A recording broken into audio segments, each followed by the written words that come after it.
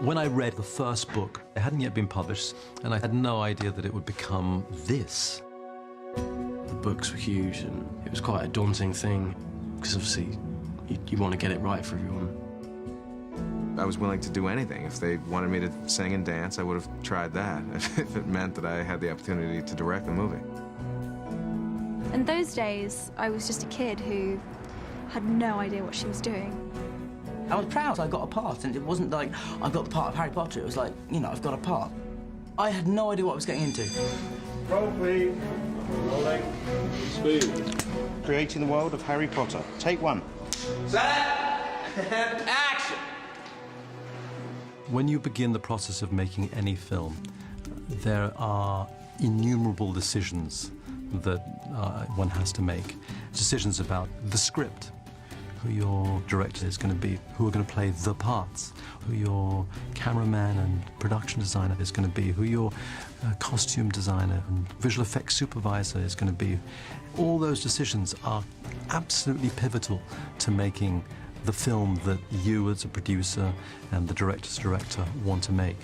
And I feel we've been very lucky that at the very beginning that we made some pretty good decisions that have held us in good stead as the series has developed.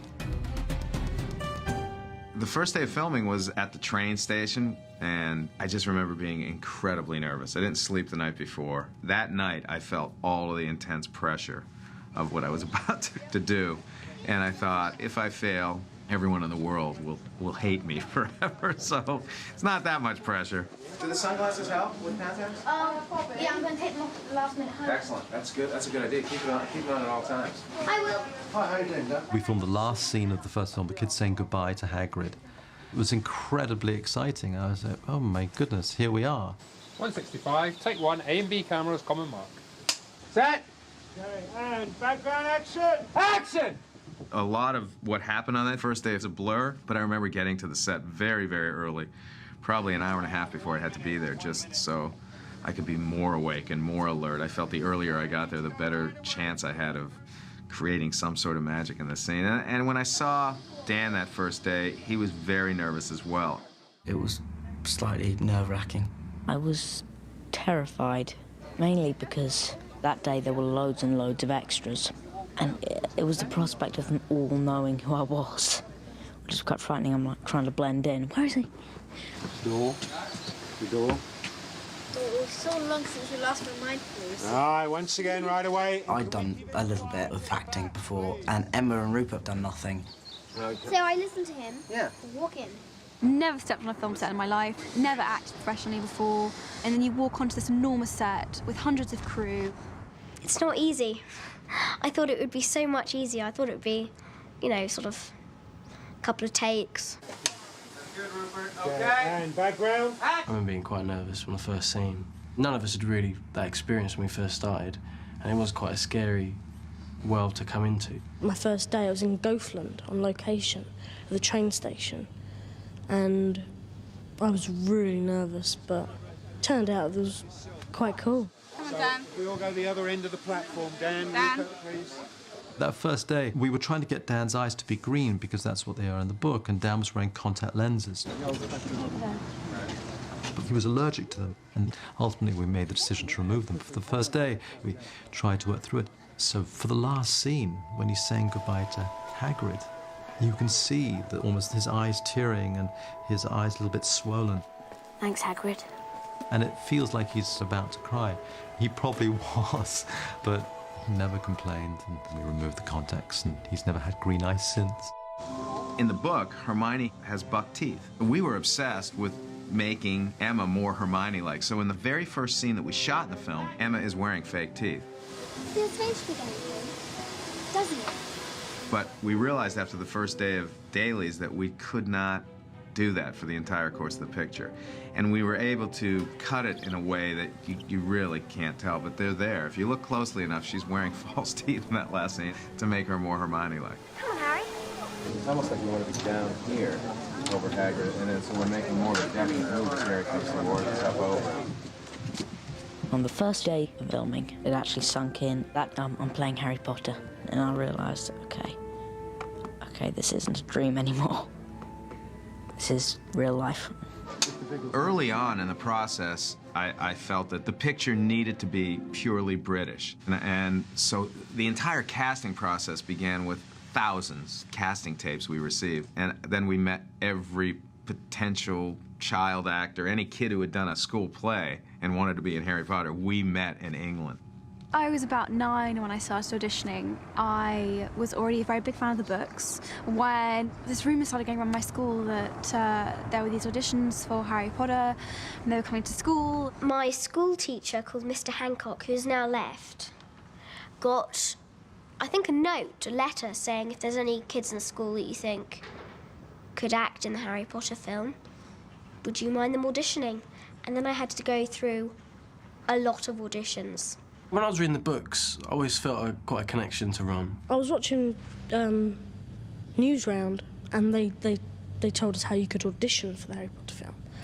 And they said that you could send in a form and a photograph of yourself. So I did that, and sent it in there, and a month went by, and still nothing happened. So I was on the internet and found out this one boy sent in a video of himself reading out a little script from the book. So I put together this little video thing and sent that off, and then I got an audition. It was quite strange, because especially in the canteen, there was like 20 other ginger people that sort of looked quite similar to me. So it was quite scary as well, because I've never auditioned before. It was quite a new thing as well.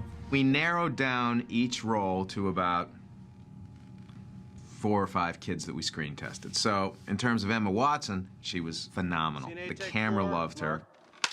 She had Hermione's sense of humor. She was sharp as a whip for an 11-year-old girl. We had a couple of screen tests where I had to learn lines. No, I don't say they were hard.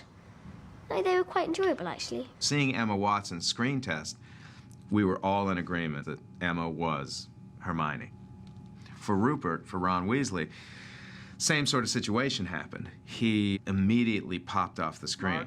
Rupert is a very shy kid, but he had this devilish, mischievous quality, and he had a face that I've never seen before. I mean, he was just unique, and his face was a wealth of all these emotions. He had a wonderful sense of humor, but also a real sense of soul. He really felt like he was one of the Weasley children, and we all fell in love with him for Ron Weasley. So we sort of found our Ron and Hermione, but we were becoming increasingly nervous because we had a film called Harry Potter and the Philosopher's Stone, and we didn't have Harry Potter.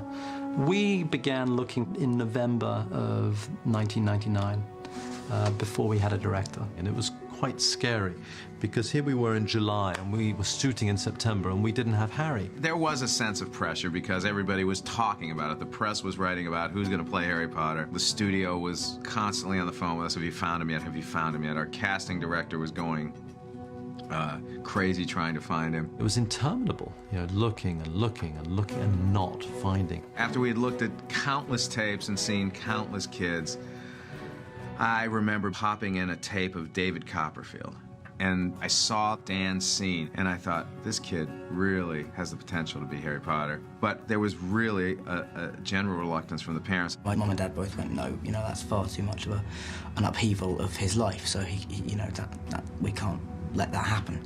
And one night I went to the theatre with Steve Clovis. David Heyman was sat in the row in front of us at a production of a play called Stones in His Pockets. I looked up and there was Daniel Radcliffe, who was an agent at ICM who I knew. And he said, oh, how are you? Great. And then next to him was Marcia, his wife, and the boy at the end was his son, Daniel. So went, sat down in the row in front, and I paid very little attention to the play. I was always looking at over my shoulder at the boy behind, and he just had this quality which was an old soul in a young body. I noticed David Heyman turning round to me every so often. I was like, who's that man? And then in the interval he came up, him and Steve Clovis came up and they introduced themselves. My dad just went, okay, maybe he saw it as a sign. Like, I don't believe in that kind of stuff particularly, but they took it as a sign that it was somehow meant to be, and so they let me audition. And action. That's a dragon egg. What is it? That's what that is. What is that? Dragon egg. I remember I auditioned. There was this whole scene about a dragon egg in the first film. I think Chris Columbus broke a real egg. Oh, uh-oh. And made me laugh. Dan's screen test was amazingly charming and soulful, and he was inexperienced as an actor, but there was one thing that Dan had that you couldn't teach anyone, which was this sort of haunted quality. If you heard your mum screaming like that, you're just about to be killed, you wouldn't forget in a hurry. I just saw it in his eyes in more serious moments, and that was the moment I think that we all felt when we saw that screen test to hire Dan as Harry Potter. Excellent. Dad comes in and says, I've just spoken to David Heyman and you've got the part. And I cried, and I was in the bath. Why did you cry? I cried with happiness. So we ended up with our three, and I don't think we could have done better. The three of them together were just perfect. They really felt like the characters had jumped from the book. I checked this out first term for a bit of light reading. This is light. Shut up. The first time I actually met Rupert and Emma, I think we'd done a screen test together, but I still didn't know who'd got the part. And then when it was announced we got the part was the first time we met properly. This is Dan and Rupert on the day that they got the job.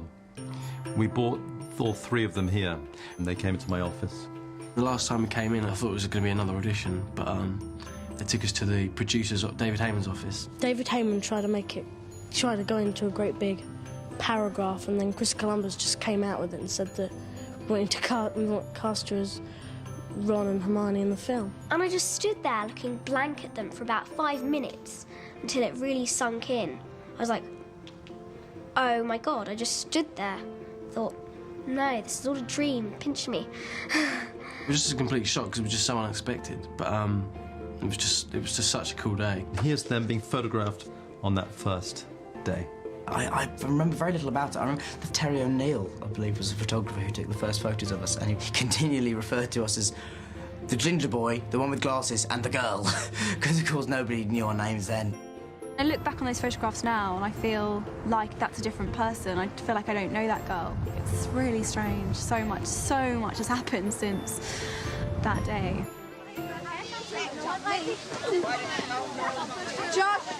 When you're working with children, you have them for 9.5 hours a day.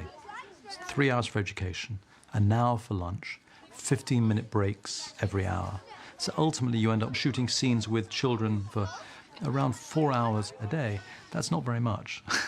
And it necessarily means that our schedule is longer. You know, the longest shoot I'd done was 11 weeks, and suddenly we were on for 11 months. Set, and action! I'll never forget just walking onto that set in kind of the middle of nowhere in northern England and just thinking, I've never been so nervous in all my life because, I mean, like, you got the big steam train, you know, all the lights, hundreds of extras, hundreds of crew. So we kind of thought, oh, is this what every film's like, where you've got thousands of crew, or you know, like most films last about 6 weeks, not 9 months. This way, first years, come on now! Whoa! I thought the kids all had acting experience because they seemed completely unfazed by... I mean, walking onto a big film set is a scary thing if you're expected to do something when they shout, go now. As an adult, it doesn't get any less scary, really, the first day. They just seemed completely cool to it all. Did you say hey Hagrid a little earlier? As soon as he says hey Hagrid. A little higher on the lamp, Robbie. And action! Right now, first years, this way. Robbie Coltrane was Joe's idea, because we wanted somebody to play Hagrid who we knew could be tough and dangerous, but at the same time was warm and vulnerable and very funny. And Robbie is all those things. Right then, follow me. There was just no question of not doing it. You knew it was, so long as they were true to the book, it was going to be wonderful. All right, shooting. Okay, roll sound. Okay, class, listen to me. Welcome to your first flying lesson. I want you to raise your hand over the broom. For the flying lesson, I remember saying action, and half of the kids started performing. The other half of the kids are staring into space. We had to stop, and I said, you know, action means we start shooting. And I thought to myself, oh my, this is the beginning of a very long shoot. So Peter, this is everybody's moving on action this time. Rupert, go to your left. Other left. I don't think any of the kids will disagree with me when I say that they were extremely inexperienced in terms of being on a film set and doing film acting. We had to cast a lot of children for Harry Potter 1, and Chris and David were just as meticulous casting for students as the other roles. But actually, one of the great things was when we were auditioning, especially the children, you didn't have to explain any of the characters because they knew them better than I did. I was just such a fan of the story. I wanted to dress up like a wizard and I wanted to go to Hogwarts, and I knew the best way to do that would be to get a part in the film. And it was nothing to do with my career at the time. It was just a little boy wanting to be in Harry Potter. When I first started, we shot a scene where Neville's broomstick takes off. And I'd read it in the script, but I don't know, I had no idea what to expect. You know, I'd never done anything like that in my life. Hold on, let's start at the beginning, still rolling. Switch your hands. Matt, great. Remember to look to your right, look down, be really scared and hover. To come and have stunt department put you in a harness and strap you to a broomstick, and then you're flying around on this roller coaster type thing. Got? And they call it work. It was brilliant. All right, shooting the plate. Please stay back. I remember the first time when we went on location. I think it was to Annick, and we were awful. That's really what I've got to think. I mean, we were messing around all the time. You just imagine having a massive group of 11-year-old kids just running about, trying to keep them controlled, and just feel bad for all the people. They're trying to make a film, and we thought we were on a holiday camp. We were having a great time. Okay. All right, checking eight. My great lament is that we don't really do many locations anymore. There's a great deal more location in Harry Potter 1 and Harry Potter 2 than there is in 4, 5, 6 and 7. That's because in the beginning, the time we were given, we couldn't possibly build all this. The first person hired was Stuart Craig, because this world had to be created. Honestly, your first reaction is fear. I thought, oh my God, how can I possibly do this, really? Starting with Stuart Craig was one of the best decisions that we made on those pictures, and Stuart's just a genius. He really has brought Hogwarts and Joe's universe to life. It is his creation. When we first began this whole series of films, Harry Potter 1, we met Joe Rowling and had loads of questions, masses of questions to ask. And this was, in fact, her layout, drawn at a hotel dining table of Hogwarts. All the major ingredients, the Dark Forest you see there, the castle, the Quidditch pitch, the Black Lake, Hogsmeade, everything is on there, the complete world. Without a little hand-drawn map, I would never have got to grips with it in the way that we did. It was the most terrific gift. Boom! Goes up, and then back down, back over here.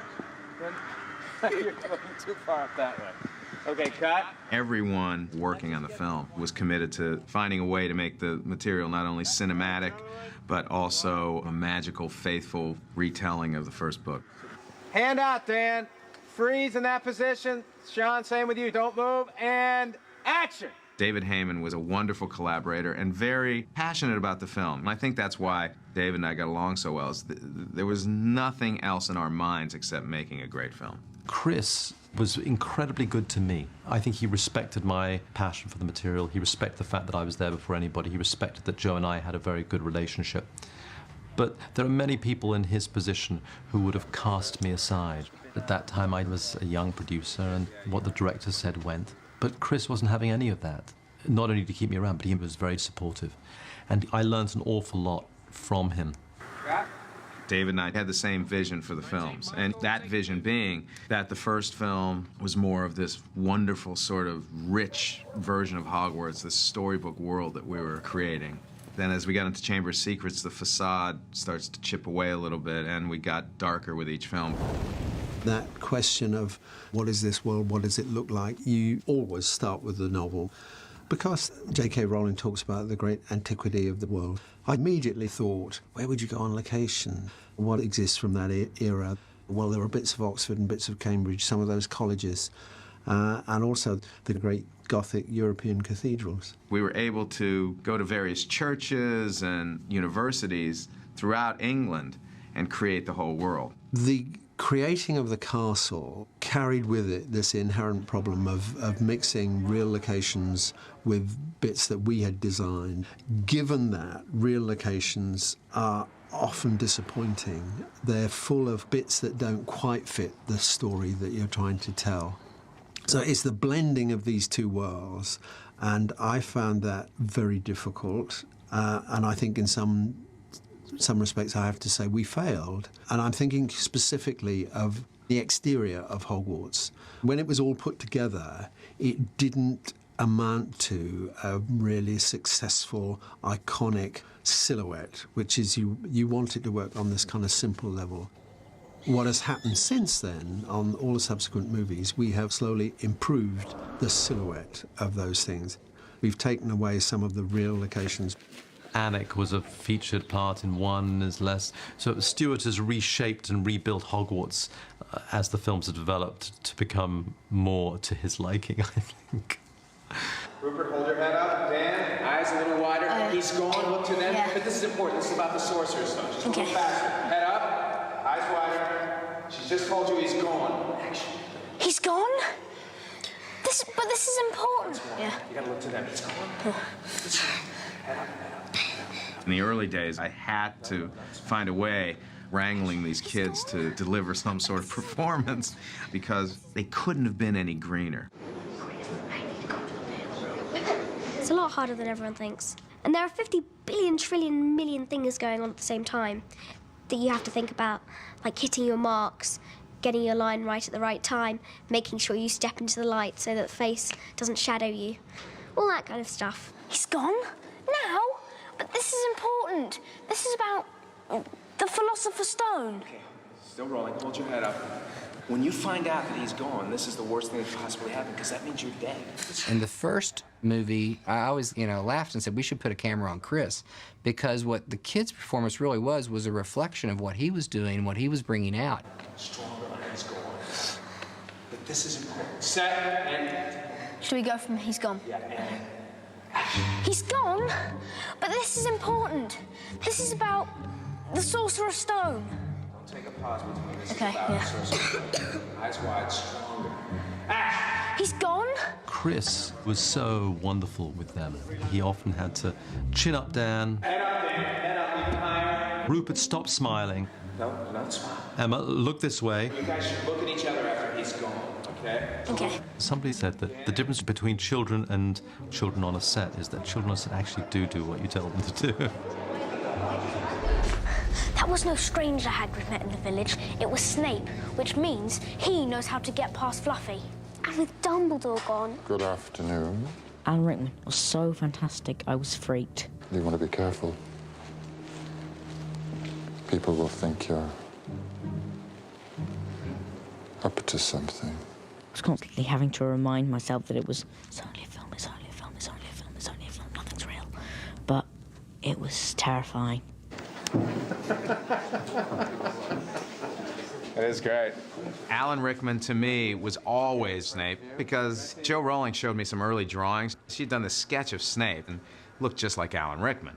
He was a little reluctant because he has done this particular type of villain in the past, so he didn't want to be typecast as this villain. So David and I took Alan to dinner to convince him he had to play the role. And I remember the car ride through London with David driving, with Alan sitting in the front seat and me sitting in the back, and David almost got in a car accident. And I remember saying, David, don't kill us before Alan says no, because we just expected him to say no, but for some reason, 2 days later, he came back and said yes.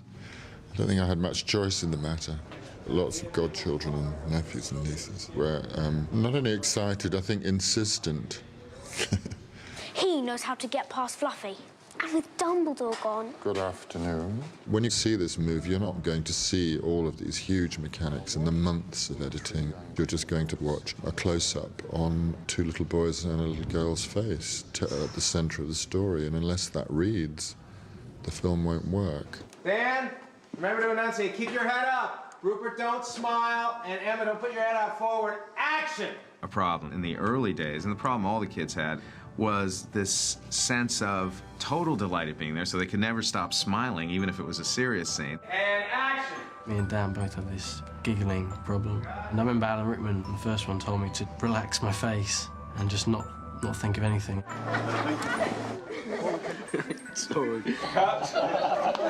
Sorry. Didn't really work, to be honest. But, yeah, he tried. Take 10, A camera. B camera. C camera. Set. Set and action. In the early days, you might do 10 takes. You might be lucky to get the one you really wanted once. What? What did I do? Then they might have to go off to school and you may not get it again. So we would run 3 and 4 cameras. Hey, camera. Okay, guys, I don't want you to see this. You know she's coming, okay? Just be reading and studying. Dan, you reading? Yeah. It was important for me to always have a camera on one of them in case one of them was coming down off of a chocolate rush, or they lost their energy, or they were getting tired, or they were looking into the camera. God knows, there were a million things going on. And guys, you're interested. Rupert, you shouldn't be laughing at the end when you find out that Dan's gonna potentially be killed by Slade. And the key was, for cinematographer John Seal, was shooting multiple cameras, because I never knew when the kids were going to deliver the performance that I needed. The Sorcerer's Stone. Okay, guys, you're laughing. So if you look at the first film, you see it's very cutty. In other words, we cut to a close-up of a kid, and then I cut away to someone else.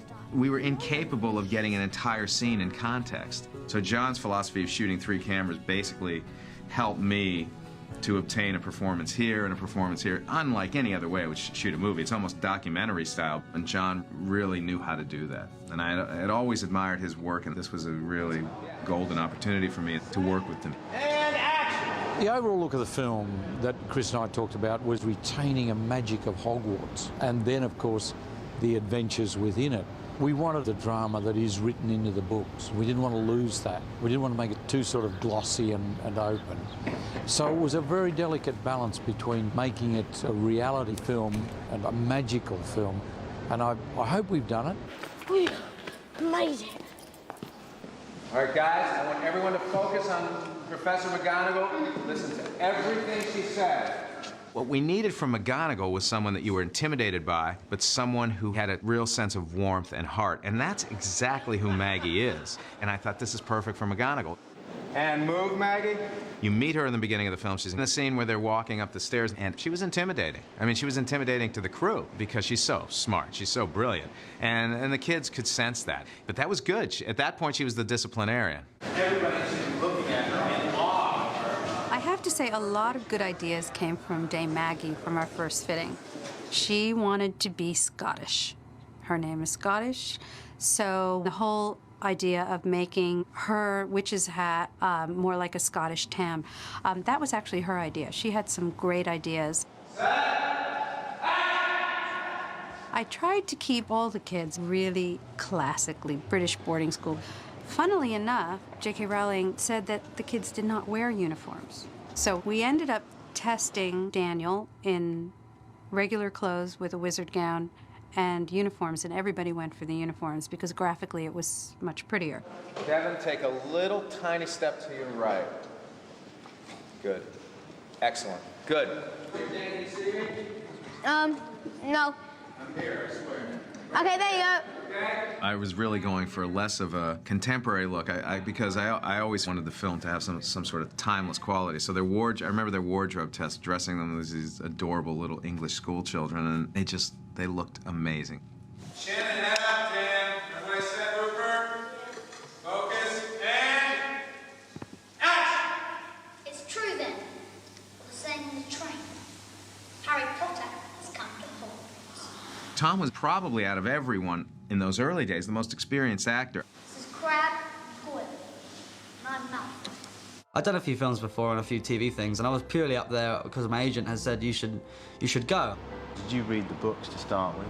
I had no idea what it was, no idea. I went for an audition for it, and everyone was talking about it.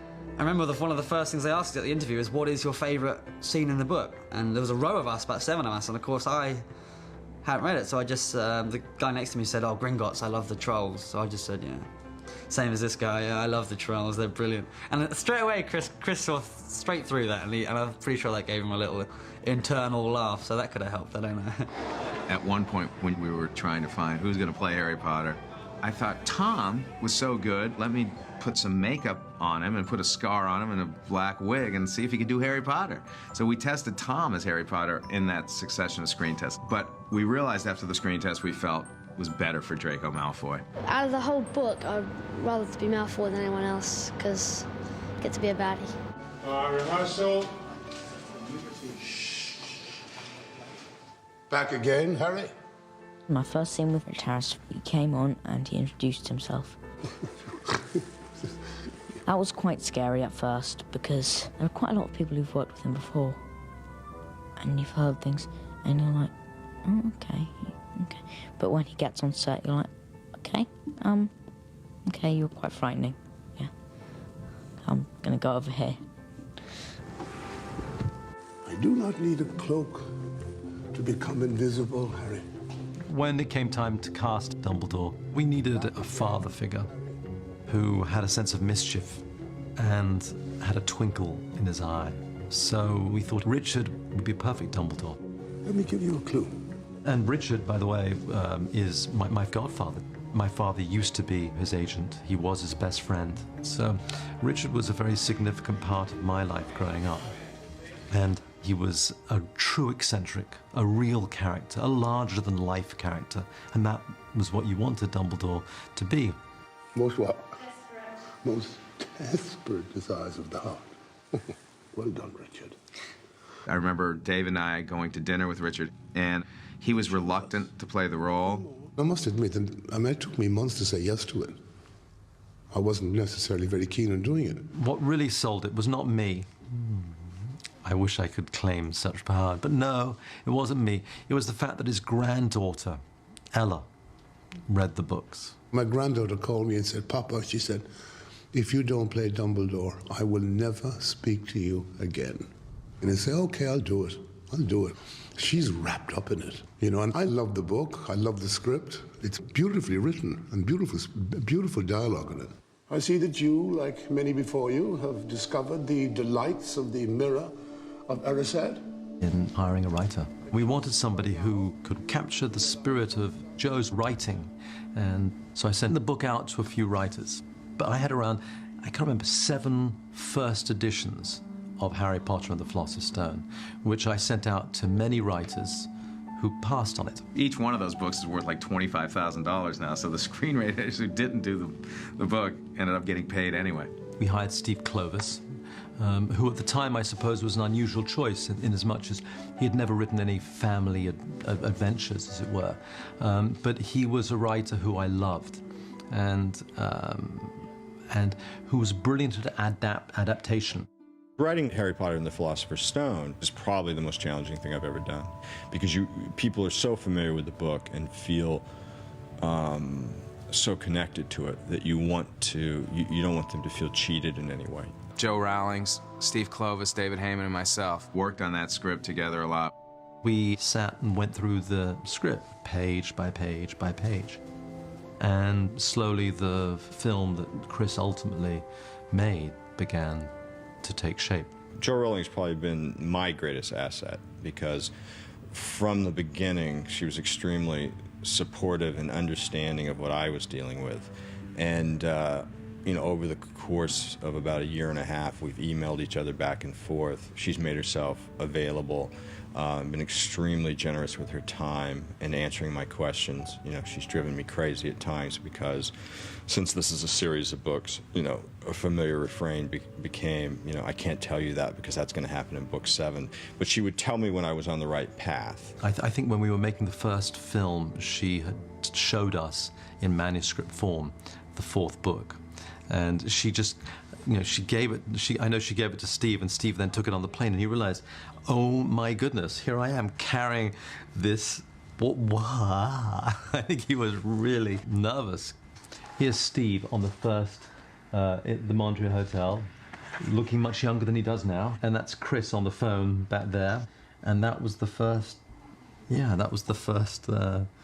God, Steve does look younger, right? I'm going to show him this later on today. We're still working on the script for Harry 7 Part 2. Clear the line, put me and those guys in the top row, okay? And Mr. Harry Potter has his key. In the first film, I particularly remember the scene where Dan has to come up wanting access to his vault, and Chris wanted Dan to kind of look shocked. And when you first walk in, that thing really scares you when you first enter frame. Set and action! But Dan really was not fazed by anything. So Chris said to me, on the next take, when you lean over, make him jump. Look me in the eye when I'm talking to you! Does Mr. Harry Potter have his key? It did not have the desired effect at all. He just burst out laughing. I told you, one or the other. Day 27, it all fell apart. All right, well, we tried. I was made to look very different as the bank teller. Big ears, the nose, the spectacles, the teeth, the contact lenses. So, as that character, there was nothing of Warwick left. And Nick Dudman and the makeup effects department took care of that. The challenge on the Potter films at the beginning was very definitely the goblins. The trouble with something like goblins, most of the designs you look at have been done. And if you say, no, it's got to look new, you find the avenues you're going down get narrower and narrower and narrower. So in the end, we decided the most important thing was character. Make each of these an interesting character and goblinize that character, so that there isn't a set look for goblins any more than there's a set look for human beings. We then decided we would do all the pieces in silicon, but it was a bit of a gamble. Silicon at that point was still pretty iffy, and there were a lot of questions about it chemically that I wasn't totally convinced by at that point. Now it's very much a production line, very straightforward and lovely. But this was one of the first occasions where we were using it. There were moments where we were going, why isn't this setting? Why isn't this working? But we cracked it, and we learned a lot. I was very pleased with the way the goblins worked out, because the way they were shot, the way the sequence was done, was very complementary to the work. Hagrid, what exactly are these things? Okay. So he says his line, you throw them in the cupboard, lock the door, and then you go down to that the bars. There's no such thing as magic to the bars, then you close it. Chris Columbus was very interested in the idea of the misery of Harry's situation.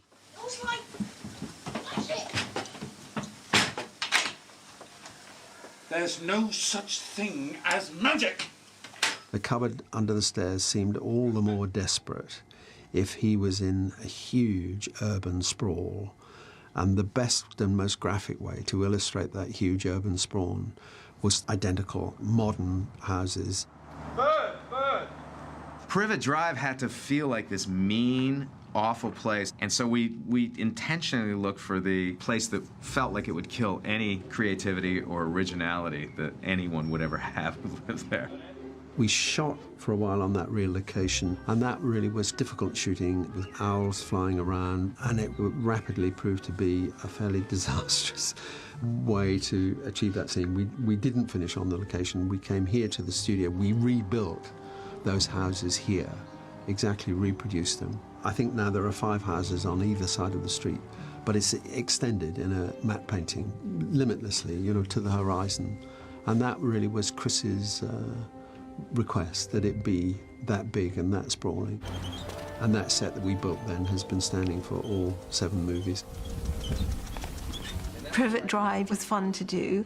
I remember we did spend some time looking for the ugliest sofas, the worst tiles for the kitchen, and lots of nasty pictures on the walls, and lots of certificates of Dudley's achievements, like swimming a quarter of a width in the swimming pool things. And I remember they asked when I got the part if I could give my baby photos in. And I came in, I was doing my whole history in front of me, like my first bike, and there was all these baby pictures everywhere of me in this tacky house. You will drag him in by the ear, and as you're being dragged in, you're saying your line. Do you know your line?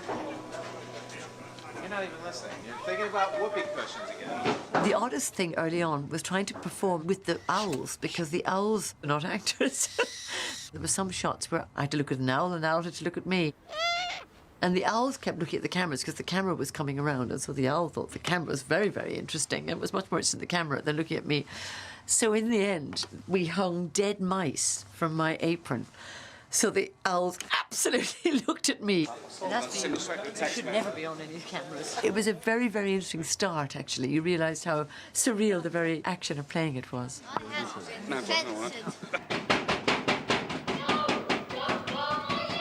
That was the first time I'd worked with Fiona.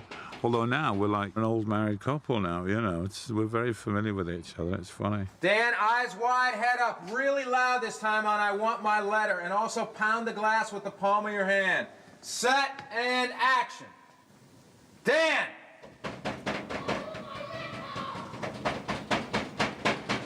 Say go! Don't burn my letter! Oh, his eyes are wide. Go ahead.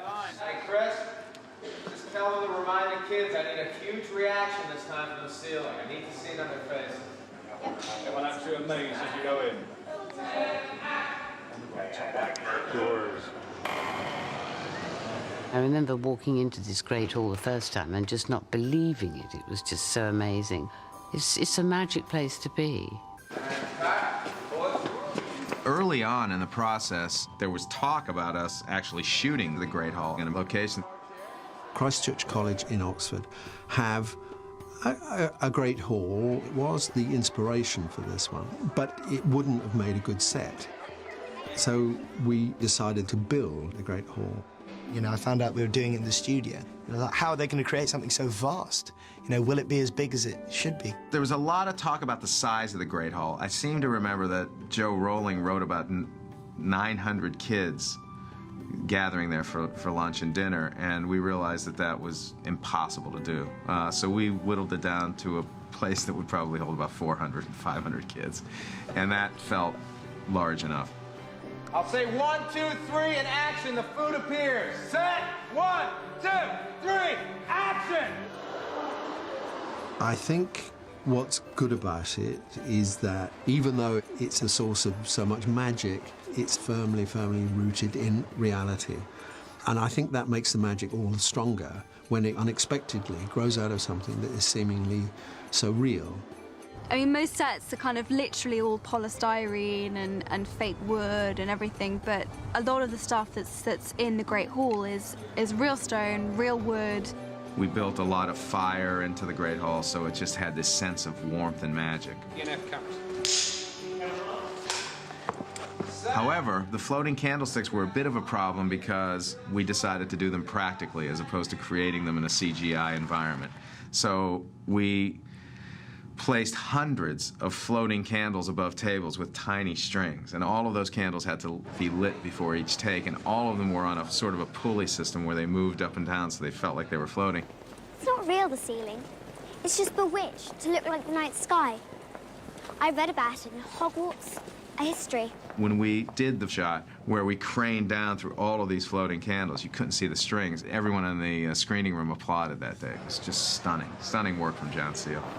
It was incredible. It was amazing. Like, no acting required. Come on, guys. This one will be the last day. No matter what happens. Focus. Big reaction. It's almost lunchtime for you guys, yeah. Quiet, please. Be ready. Thank you. The only problem when you've got loads of people is you find that the breaks aren't as much because they've got to move so many people out and so many people back in again. Hello. I'm tremendously kind of amazed by the level of commitment and control that the kids have got. I would never have imagined, just from going to school to drop my daughter off, that you could get together that many kids without chaos breaking out, and yet they all seem very dedicated to what they're doing, very focused, very clear, and they take direction amazingly well. And there's 300 kids in the room. Hold on, everybody pause. Dan, take a little step back. Rupert, take a little... You guys okay focus-wise? Chris was in the Great Hall with about 350 children, and if one came up and talked to him, he would automatically just sit down as though he'd known them all his life. All right, roll sound. Here it is. Okay, relax, okay? I don't know how he does it. If I was him and I had 100 kids running around, I'd just flip. But he's kept his cool all the way down, and he's been really nice for everyone. Scared? You're really terrified? He has helped us through the whole entire film. I've learned so much. I feel like I've learned so much through the acting experience. Got it? Chris had this tremendous enthusiasm, which is what was very much needed on those first two films, because, you know, if we come on to the first two films and the director had been horrible, I don't think any of us ever would have acted again. And cut. When we began the process of finding our director, we spoke to several really fine directors. Even Steven Spielberg expressed interest, and that was, for me, quite remarkable. But ultimately, he had other projects that he'd been working on for a while, and he decided to work on them. When I read the book, it was just at the beginning of the phenomena. And I called my agent and I said, I think I would really like to make a movie of this material. I really, really responded to it. I saw the movie in my head when I read the first book, and I saw the world. And my agent said, well, you're going to have to get in line. There are about 50 other directors who also want to make this into a movie. And I was completely sort of stunned because I hadn't been following it that closely, and I didn't and then she sent me a list of the people who were, you know, in contention, and I thought, there is no way, shape, or form I'm going to get this job. Rob Reiner was on the list, Steven Spielberg was on the list, everyone was on the list, and she said, Warner Brothers is willing to have an interview with you. Chris arrived at the meeting with a script. He himself had taken 2 weeks on his own, writing on spec a draft of the script. And he'd really thought through how he wanted to approach it. I think at that moment, they probably realized that I was very, very, very serious about making a great film out of this material. We met a lot of people, and ultimately it came down to studio comfort and also the person who had the most passion for the material. And it was Chris Columbus who emerged as the favorite and got the job. I got a call from one of the executives who said, you're our guy, we're going to go with you. So it was an amazing moment. It was an amazing moment because I remember walking into the kitchen of my house and telling my wife, I got the job. I got the Potter gig. We're moving to London. This is Chris with Dan and his head covered, and with Chris's young daughter. The amazing thing about Chris, one of the amazing things about Chris, during the pre-production period, his family lives in San Francisco, and he would fly every Friday to San Francisco and come back for Monday morning because he felt it was important for him to spend the weekend with his kids. Pretty impressive as far as I'm concerned. And this is what it made him look like.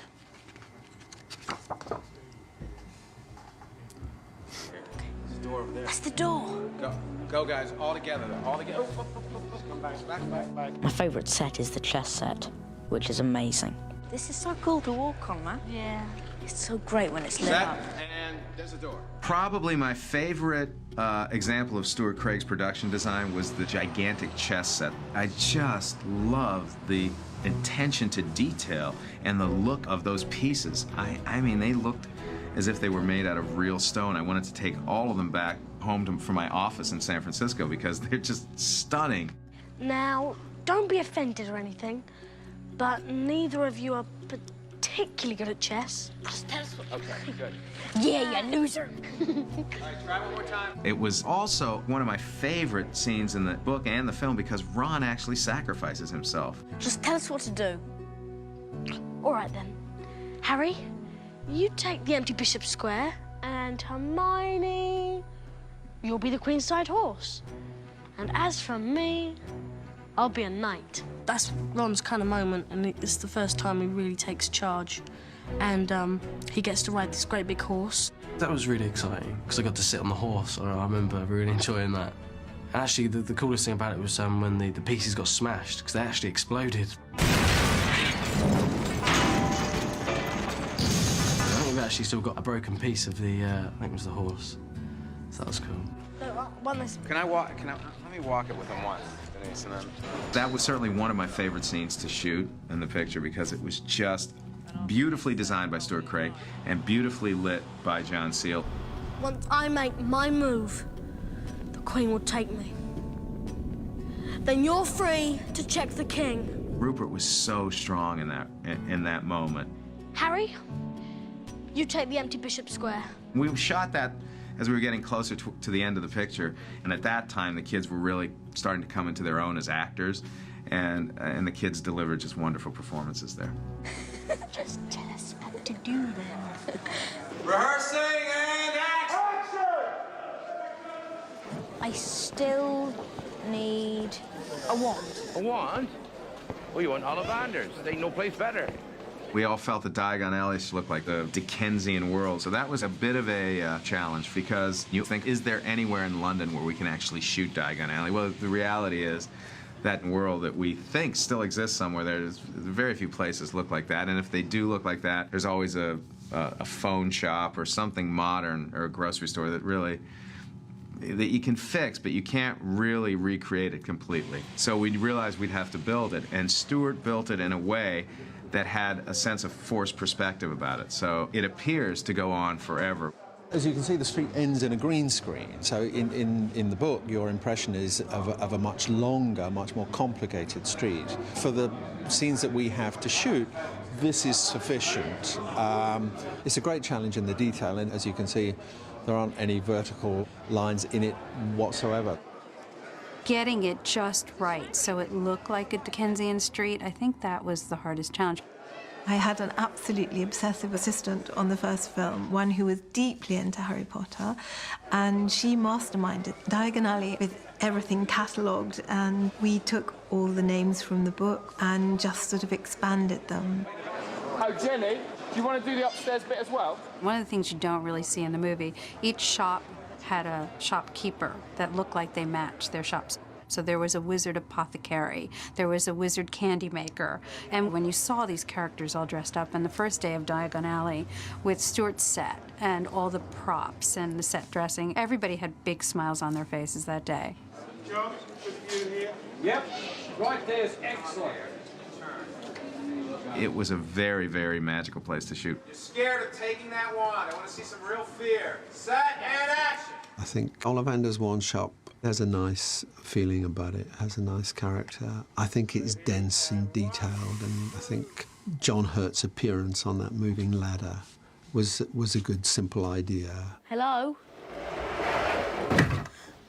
He comes, just sort of arrives on a trolley up with the bookshelves and to top of the screen, and it was a sensational shot. You couldn't, no actor could ask for a much better entrance. I wondered when I'd be seeing you, Mr. Potter. J.K. Rowling came down to Diagon Alley, when we were filming that, to have a look at all the sets, and she's really nice. When she came to visit Diagon Alley, I was told that she literally had a sort of tear in her eye because she couldn't believe how it was what she had in her imagination. He's so clever! If I use the beginning of one shot and the end of another. Set and action! If you took 1 million people and J.K. Rowling was one of them, then she'd probably be the only one out of those people to think up Quidditch. And when I read it, I'm like, oh, that is so cool. I wish I thought of that. If I use the beginning of take one and the end of take four, it's okay.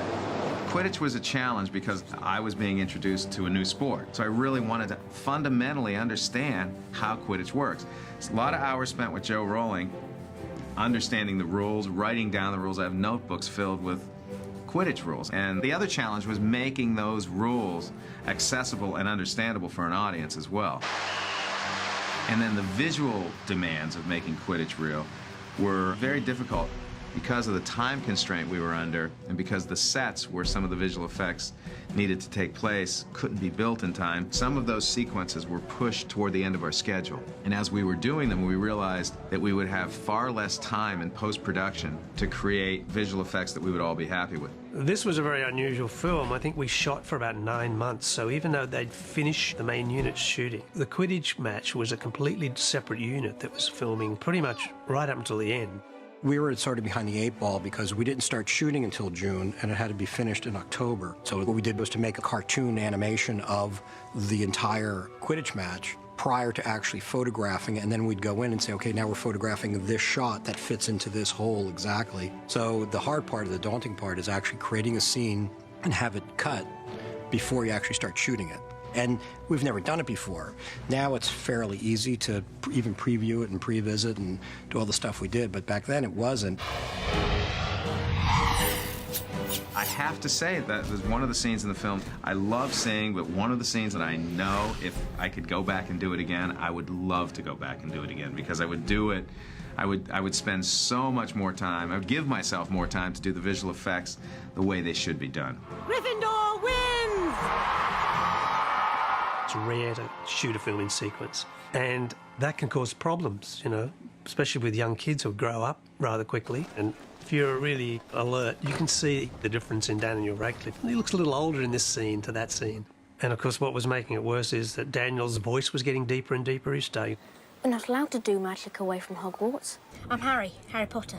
The pressure really was a combination of post-production and pre-production on Chamber of Secrets, overlapping those two things, because Harry Potter is all about beating the clock to a certain level, because you didn't want to wait another year to start Chamber of Secrets because the kids age so quickly that they'd be too old for their roles in that particular book. So the challenge was really devoting enough of my time to pre-production and still being able to edit a version of the first film that we were all happy with, that was under 3.5 hours, you know. Orchestra, look at 7, please. You need to stop it sooner with the winds. The hardest part about a post-production of a movie of this scale is that there are constantly changes happening while you're in post-production, while the sound crew are already working on the sound. Change it to 1 bar, please, violins for, tell me how long, certainly for 41 and 2. It's a constantly changing relationship between sound, music, and visuals. And very often, the best results we only can anticipate when we get all 3 elements together and we can see and hear it.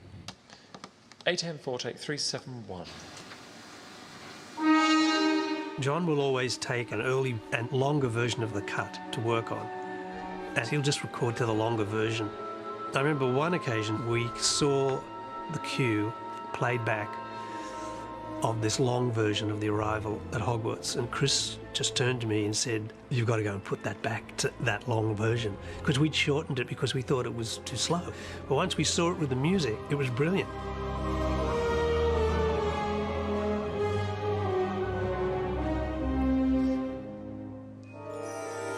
What's beautiful about what John does is he creates these moments, it might be 6 or 7 notes, that you remember forever. And those first moments of the Harry Potter score, which are still being played in the trailer to this day, it just, you know exactly where you are, you know exactly what you're listening to. So I feel very privileged to have had that John Williams experience. It's been a special joy for me, particularly in the musical sense, that I can go perform with symphony orchestras. It seems like anywhere in the world we play material from Harry Potter and people relate to it. Good luck, Harry Potter. I was of the mindset that under the time constraints, I delivered the best picture I could at the time, and I was anxiously awaiting. I wasn't worried about the box office as much because I knew it being Harry Potter, people were going to show up. The question was, were people going to like it? And that pressure was significant because I knew if I failed, if my vision for the film failed, if the look of the picture failed, if the casting failed, all of those things that I was responsible for, if I was wrong about any of them, the franchise was dead. So what are you most looking forward to about the film coming out? The premiere. The glamorous part. The first premiere was pretty crazy. It was the first time I ever had to really dress up for anything like that or be kind of glamorous, so I was kind of really, really crazy feather boa. It was really strange, but I loved it. It was fun and it was the beginning of everything.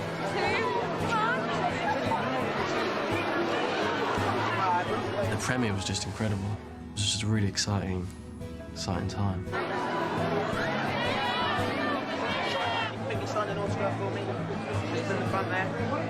The premiere was a huge, huge moment for them.